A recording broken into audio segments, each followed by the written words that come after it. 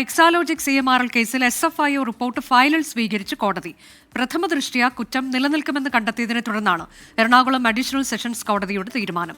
വീണ വിജയൻ ഉൾപ്പെടെയുള്ളവർക്ക് കോടതി ഉടൻ സമൻസ് അയക്കും.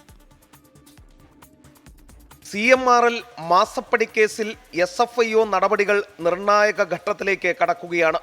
കേസിൽ SFIO നൽകിയ റിപ്പോർട്ട് കോടതി സ്വീകരിച്ചു. പ്രഥമ ദൃഷ്ട്യാ കുറ്റം നിലനിൽക്കുമെന്ന് കണ്ടെത്തിയതിനെ തുടർന്നാണ് കോടതിയുടെ തീരുമാനം.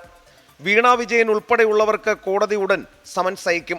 എറണാകുളം അഡീഷണൽ സെഷൻസ് കോടതി 7-ൽ SFIO സമർപ്പിച്ച റിപ്പോർട്ടാണ് കോടതി സ്വീകരിച്ചത്. റിപ്പോർട്ടിൽ പറഞ്ഞിട്ടുള്ള പ്രതികൾക്ക് നോട്ടീസ് അയക്കുന്ന പ്രക്രിയ അടുത്തതായി നടക്കും.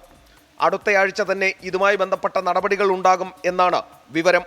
കേസിന് നമ്പർ ഇടുകയാണ് ആദ്യം ചെയ്യുക. ശേഷം 1-ാം പ്രതി ശശിധരൻ കർത്ത മുതൽ 11-ാം പ്രതി വീണ വിജയൻ വരെയുള്ള എതിർകക്ഷികൾക്ക് നോട്ടീസ് അയക്കും. ഇതിൽ 4 പ്രതികൾ 4 കമ്പനികളാണ്. 11 പ്രതികൾക്കുമെതിരായ കുറ്റം പ്രഥമദൃഷ്ട്യാ നിലനിൽക്കുമെന്നുള്ള കോടതിയുടെ വിലയിരുത്തൽ SFIO നീക്കങ്ങൾക്ക് കരുത്തു പകരും. ശ്രീകാന്ത്, 24, തിരുവനന്തപുരം.